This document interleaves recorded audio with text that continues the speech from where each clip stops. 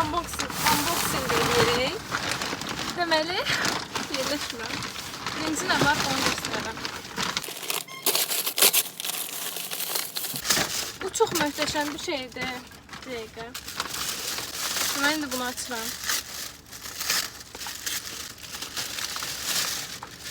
Belə bir parçadır. Görmədiyiniz kimi. Sarı. Və belə açıqdır. Aşağısı da belə. Bu qədər.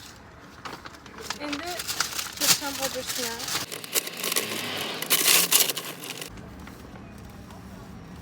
Belə yaşlı uzun yufkadır.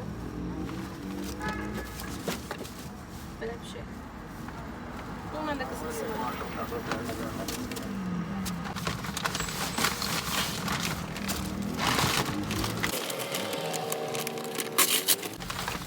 Ölürəm. Benim şizofrenlik. Bir de tezden bu yufkanın rozmusa da. Bu da böyle uzun bir şey. Neyse.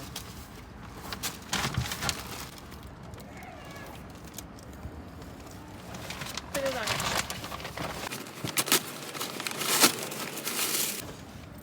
bu böyle bir crop'tu. Ne bileyim crop'tu neyse.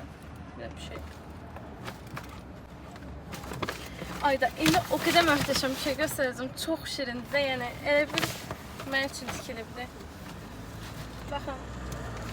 Belədir qabağı. Görsünüz. Arxası belədir. Bantiklidir burası. Burası da açıqdır. Belə. Bir dənə platya var. Yadımdan çıxmışdı bu varlığı. Dəqiqə. Bu belə bir platyadır. Basic amma belində belə kəmər var.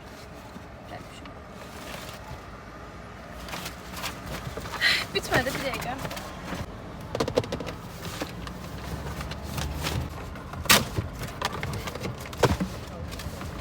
Açtım.